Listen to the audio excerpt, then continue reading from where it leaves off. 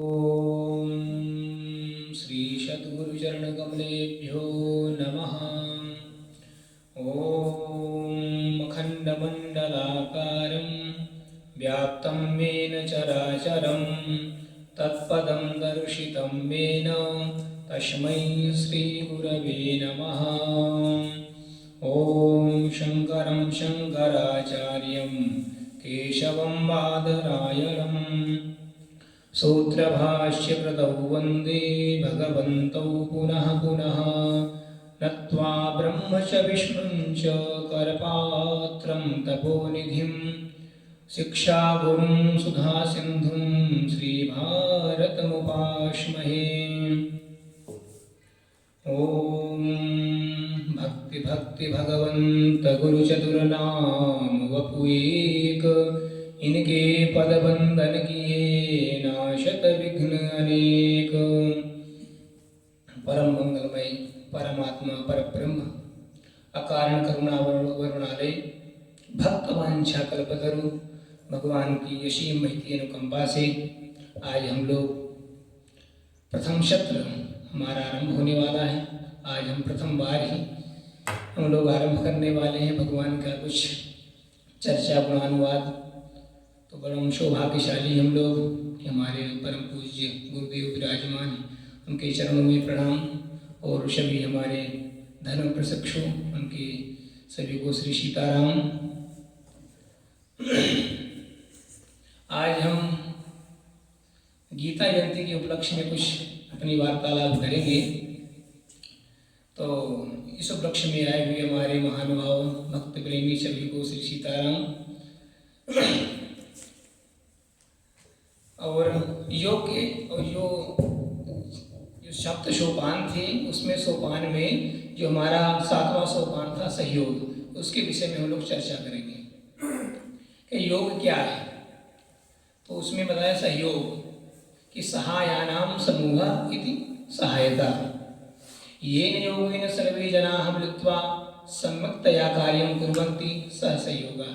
किसी कार्य को सभी लोग मिलकर के श्रद्धा से सत्य निष्ठा से कोई कार्य को संपादन करें उसे सहयोग कहा जाता है, उसे सहयोग कहते हैं।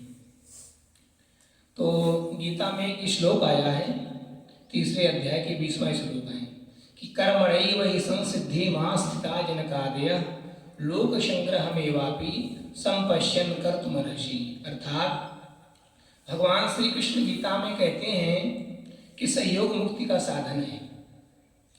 जनक आदि राजाओं ने भी कर्मयोग के द्वारा ही परम सिद्धि की प्राप्त की, क्योंकि उन्होंने जो राज्य उन्होंने किया अपने सुख भोग के लिए नहीं किया, केवल दूसरों को सहायता और सेवा सहयोग के लिए उन्होंने राज्य किया। तो किसी भी मनुष्य का जीवन दूसरे के सहयोग के बिना नहीं चल सकता।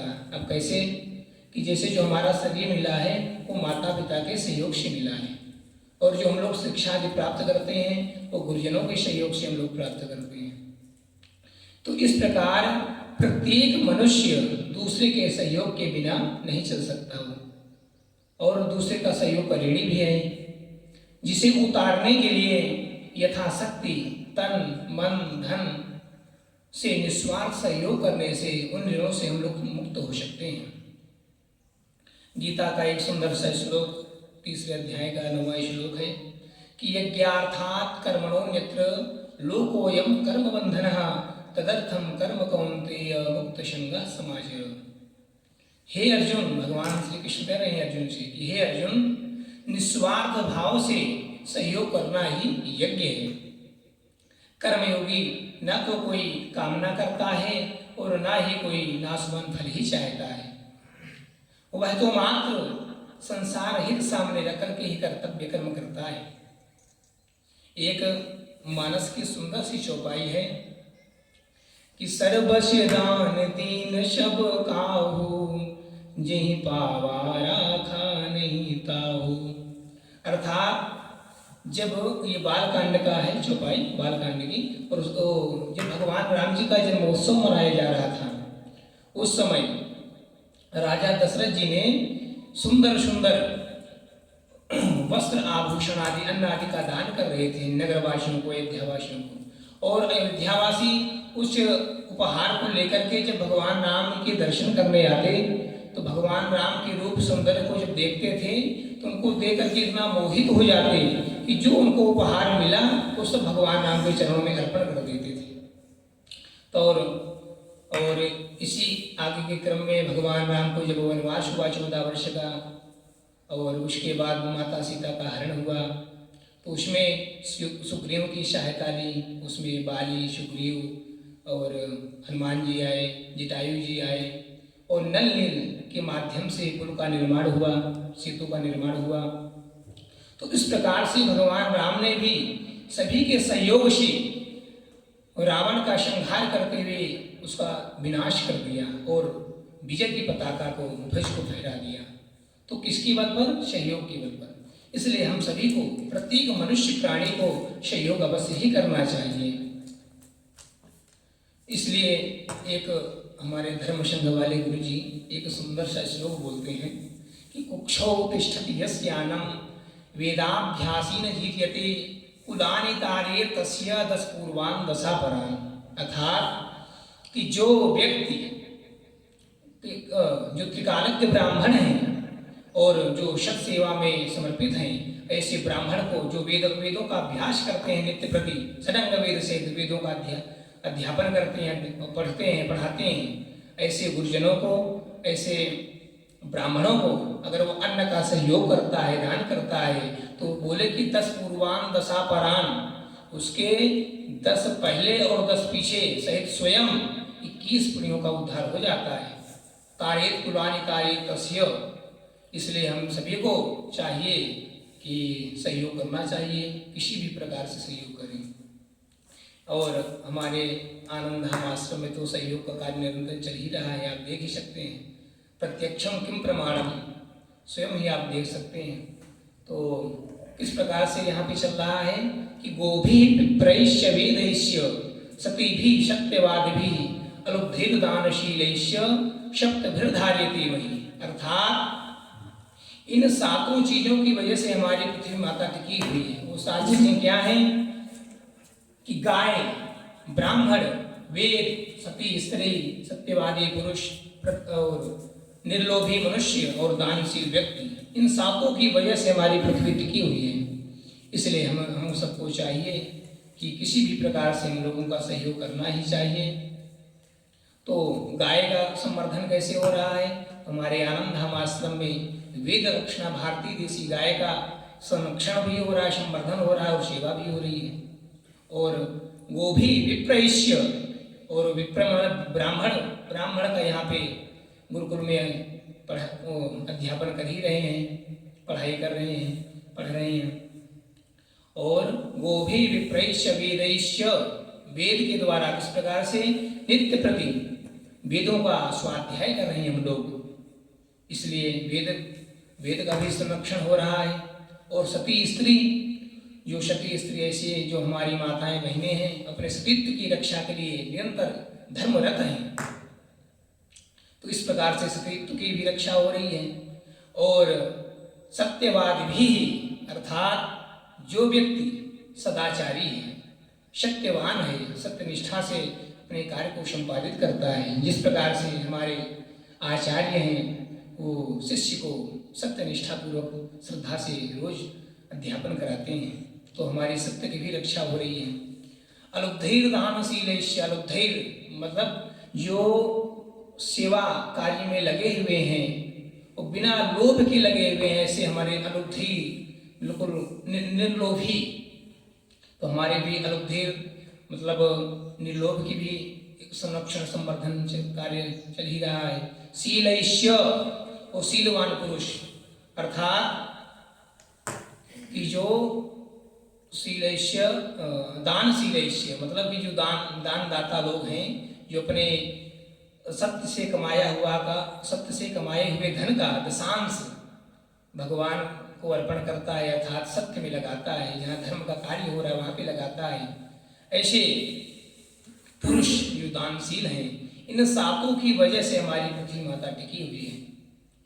तो बहुत आप लोग एक अच्छे लोग हैं कि जिस प्रकार से सहयोग आपसे बंधा है कर रहे हैं, और इन सातों की वजह से पृथ्वी माता टिकी हुई है। तो पूज्य महाराज जी के आशीर्वादों से ये सप्त सोपान जो चल रहे हैं, तो सहयोग का जो कार्य भारत देश में नहीं है, अभी तो विश्व स्तर पर कार्य चल रहा है। और हम सभी लोग निस्वार्थ भाव से अपने तन मन धन और श्रम विद्या समय आदि का सहयोग कर सकते हैं। यही सहयोग का सबसे उत्तरोत्तम स्वरूप है। पूज्य महाराज जी अपने कथा प्रवचन के माध्यम से सप्त सोपानों के प्रति प्रोत्साहित करते रहते हैं, और हम सभी महाराज जी के साथ मिलकर अपने को धन्य करें, कृतार्थ करें, एक रहेंगे नेक रहेंगे, इसलिए सहयोग निरंतर करना चाहिए। इसी के साथ भगवान योगेश्वर का ध्यान करते हुए हम अपनी वाणी को विराम करते हैं। उससे पहले भगवान का कुछ कीर्तन कर लिया जाए। ओम हरे राम राम राम सीता राम राम राम, हरे राम राम राम सीता राम राम राम, हरे राम राम राम सीता राम राम राम, हरे राम राम राम सीता राम राम राम, हरे राम राम राम सीता राम राम राम, हरे राम राम राम सीता राम राम राम, हरे राम राम राम सीता राम राम राम, हरे राम राम राम सीता राम राम राम, सीता राम राम राम, राजा राम राम राम, सीता राम राम राम, राजा राम राम राम, सीता राम राम राम, राजा राम राम राम, सीता राम राम राम, राजा राम राम राम, सीता राम राम राम, राजा राम राम राम, सीता राम राम राम, राजा राम राम राम, सीता राम राम राम, सीता राम राम राम, सीता राम राम राम, सीता राम राम राम, हरे राम राम राम, सीता राम राम राम, हरे राम राम राम, सीता राम राम राम, हरे राम राम राम, सीता राम राम राम। बोले सीतारामचंद्र भगवान की, महापति महादेव की, सभी देवी देवताओं की, सभी संतों की, सभी भक्तों की, सभी विप्रों की, सदुर्देव भगवान की। नमः पार्वती पतये